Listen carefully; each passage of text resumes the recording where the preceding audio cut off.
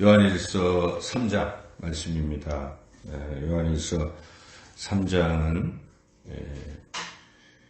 죄를 짓지 말라, 그리고 형제를 사랑하라, 그런 내용입니다. 근데 죄를 짓지 않는 사람, 형제를 사랑하는 사람이 바로 하나님의 자녀다 하는 것입니다. 하나님의 자녀라고 한다면 그 사람은 죄를 안 지으려고 최선을 다하고 또 형제를 사랑하는 삶을 산다 하는 것이죠. 근데 그 반대로 죄 짓는 것을 아무렇지도 않게 여기고 자꾸 죄 짓고 그리고 형제를 미워하는 사람은 하나님의 자녀가 아니고 마귀의 자녀다. 이제 그 내용입니다. 그래서 먼저 우리가 하나님의 자녀다, 하나님의 자녀다 하는 것을 말씀하고 있습니다.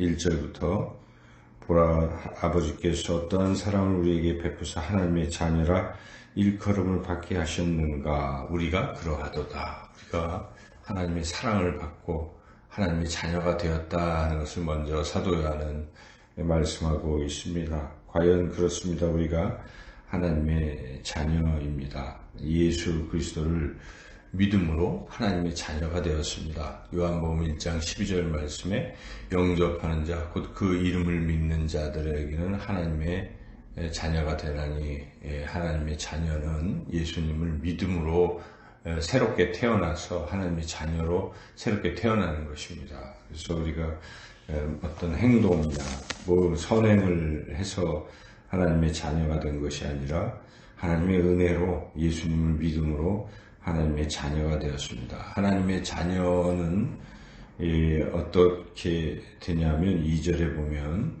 장차, 지금은 아직 우리 모습은 이 모습이지만 장차 예수님이 이 땅에 오실 때, 재림하실 때 우리는 예수님처럼 거룩하게, 예수님처럼 그렇게 된다, 변화된다 하는 것이죠. 육체가 죽어도 주님이 재림하실 때 우리가 부활합니다. 그리고 부활해서 우리의 심정도 변화가 되고 주님처럼 그러한 마음을 우리가 품게 될 것이다. 이것이 이제 우리가 가지고 있는 가장 큰 소망입니다. 2절에 그 소망에 대한 내용이 나오는데 2절을 같이 읽어보겠습니다. 사랑하는 자들아, 우리가 지금은 하나님의 자녀라. 장래에 어떻게 될지는 아직 나타나지 아니하였으나 그가 나타나시면 우리가 그와 같을 줄 아는 것은 그의 참모습 그대로 볼 것이기 때문이니 그분의 참모습처럼 우리가 그렇게 될 것이다. 이것이 이제 우리가 가져야 될 소망입니다. 이런 소망이 없는 사람은 참 불행한 것이죠. 그래서 나는 항상 이 모양 이 꼴이야, 나는 이것밖에 안 돼 라고 자기를 비하하고 살 것이 아닙니다.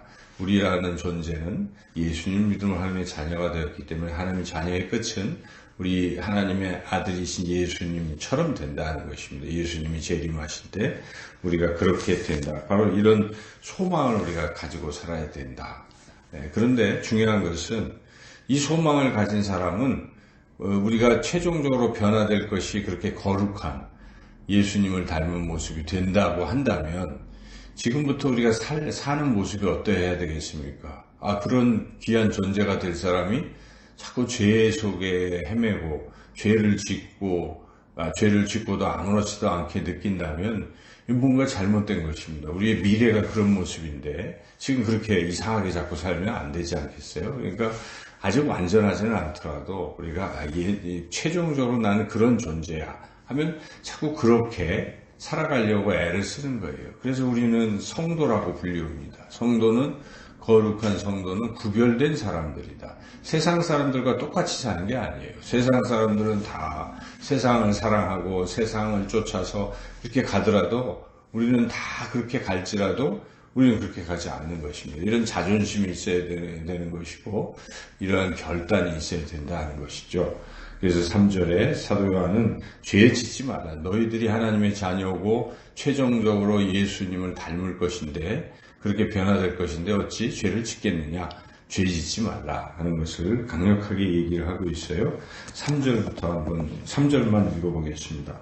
주를 향하여 이 소망을 가진 자마다 그의 깨끗하심과 같이 자기를 깨끗하게 하느니라. 이게 참 중요한 말씀이죠. 그래서 하나님의 자녀의 특징이 뭐겠어요? 과거보다 현재, 현재보다 미래에 점점 더 나아지고 예수님을 닮아가는 모습으로 성화의 삶을 살려고 소망하고 그렇게 애쓰고, 우리가 조그만 죄도 하나님 앞에 서면 그 죄를 고백하고 자백하고 어제 한 거짓말, 어제 한 막말 뭐 등등을 참 가슴 아파하고 내가 그런 존재가 아닌데 하면서 그걸 자꾸 반성하고 회개하고 변화에, 하나님 저는 변화되기 참 어렵사오니 성령께서 저를 변화시켜 주십시오. 우리가 기도하는 많은 부분이 그런 부분이 돼야 되는 것이죠. 그렇게 변화의 삶을 사는 것이다. 여기 뒤에 4절부터 12절까지는 죄를 짓지 말라는 것입니다. 죄를 지으면 그런 불법을 행하는 것이고, 우리 예수님께서 우리를 위해서 십자가에 죽으신 이유가 죄를 없애려고 그러신 거 아니겠어요? 그런데 그럼에도 불구하고 우리를 위해서 십자가에 죽으셔서 죄를 사해 주셨는데 우리가 깨끗하게 되는데 다시 그 죄의 구렁텅이에 또 빠지고 더러워지고 하는 것은 예수님을 다시 십자가에 못 박는 것이고, 그 삶은 좋지 않은 삶이다. 그렇게 하면서 계속 깨끗하라 하면서 자꾸 그러면 그 아예 본질적으로 넌 마귀의 자녀일 수도 있다 하는 경고까지 하죠. 8절 읽어보겠습니다. 죄를 짓는 자는 마귀에게 속하느니 마귀는 처음부터 범죄함이라 하나님의 아들이 나타나신 것은 마귀를 멸하려 하는 것이라. 이렇게 계속 죄를 짓지 않고 살아가야 된다. 죄를 짓는 자는, 자꾸 지어도 아무렇지 않은 자들은 마귀의 자녀고 하나님의 자녀는 그렇지 않다 하는 것을 지금 사도 요한은 계속 이야기를 하죠. 자, 이게 이제 소극적인 우리의 모습이에요. 하나님의 자녀는 죄를 안 지으려고 애를 쓰는 것이에요. 그런데 한 걸음 더 나가야 된다는 것입니다. 이 적극적인 또 행동을 해야 돼요. 하나님의 자녀의 또 다른 특징은 형제를 사랑하는 것이다. 형제 사랑이 하나님 자녀의 특징이다 하는 것이죠. 그래서 형제를 사랑하지 않는데 어떻게 하나님의 자녀라고 할 수 있겠느냐 하면서 예를 든 것이 가인의 예를 들어 12절에 가인은 형제인 동생 아벨을 죽였어요. 그것도 시기심으로, 질투심으로. 하나님께서 동생 제사는 받았는데 내 제사는 안 받았다. 여기에 이제 질투심으로 동생을 죽이는 것이죠. 그 자체가 그게 악한 것이다. 그래서 12절에 가인과 같이 하지 말라. 그는 악한 자에게 속하여 그 아우를 죽였으니 이렇게 악하다고 지금 단정하고 있는 것이죠.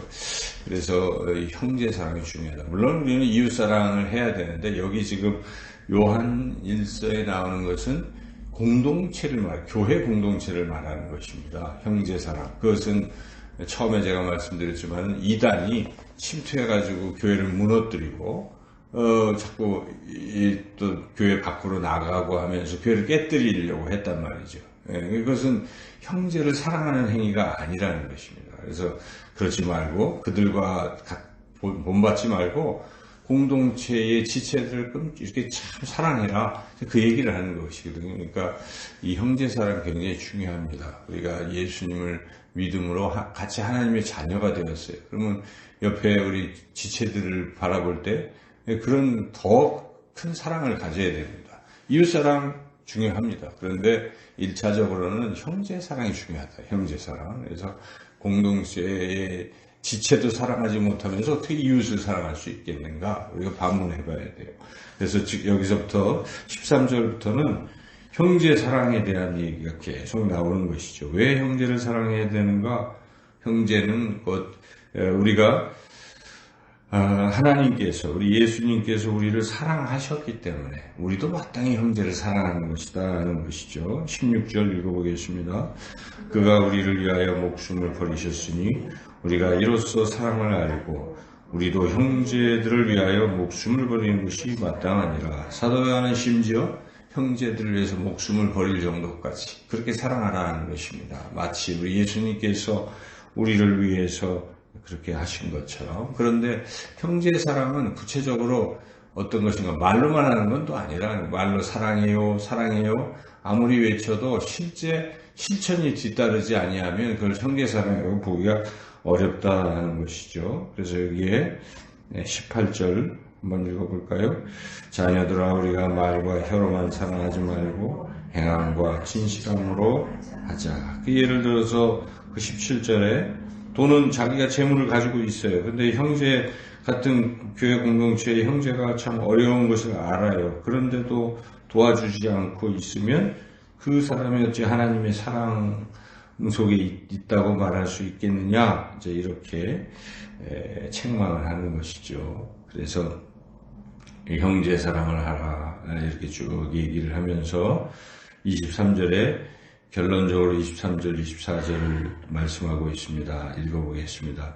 그의 계명은 이것이니 곧 그 아들 예수 그리스도의 이름을 믿고 그가 우리에게 주신 계명대로 서로 사랑할 것이니라. 그의 계명을 지키는 자는 주 안에 거하고 주는 그의 안에 거하시나니 우리에게 주신 성령으로 말미암아 그가 우리 안에 거하신 줄 우리가 아느니라. 이렇게 형제를 사랑하는 사람은 곧 주님 안에 거하게 되고 성령으로 충만하게 되고 또 그렇다 하는 것이고, 그리고 그렇게 형제 사랑을 하고 죄를 안 지려고 애를 쓰는 하나님의 자녀들은 기도하는 것도 다 응답을 받게 된다는 것인데 22절 읽어보겠습니다. 무엇이든지 구하는 바를 그에게서 받나니 이는 우리가 그의 계명을 지키고 그 앞에서 기뻐하시는 것을 행함이라. 그래서 오늘 본문 말씀을 요약하자면 우리가 하나님의 자녀라는 것입니다. 예수를 믿음으로. 그래서 우리의 끝은 예수님처럼 된다. 그 소망을 항상 품고, 그러므로 우리는 거룩한 존재이기 때문에 이 세상에서 죄를 자꾸 멀리할 필요가 있어요. 거룩한 존재이니까. 물과 기름이 안 섞이는 것처럼 우리는 이 세상 사람들이 가는 그런 곳에 자꾸 죄인의 길에 서거나 오만한 자의 자리에 앉거나 그들과 동행하는 것이 아니라 죄에 대해서 빠져나와야 되는 것이고, 그리고 형제 공동체 속에서 서로 사랑하고 지체들을 사랑하고 위해서 기도하고 도와주고 하는 이런 삶이 하나님의 자녀의 아름다운 삶이요, 그런 사람들에게 하나님이 함께 하시고 그런 사람들이 기도하는 것은 다 들어주신다. 그런 사람은 성령으로 충만케 해주신다는 말씀, 오늘 귀한 말씀을 우리가 들었으니 오늘도 성령의 인도하심으로 죄를 멀리하며 또한 형제들을 사랑하고 위해서 기도하고 살아가는 복된 하루의 삶이 되시기를 주님의 이름으로 축원합니다.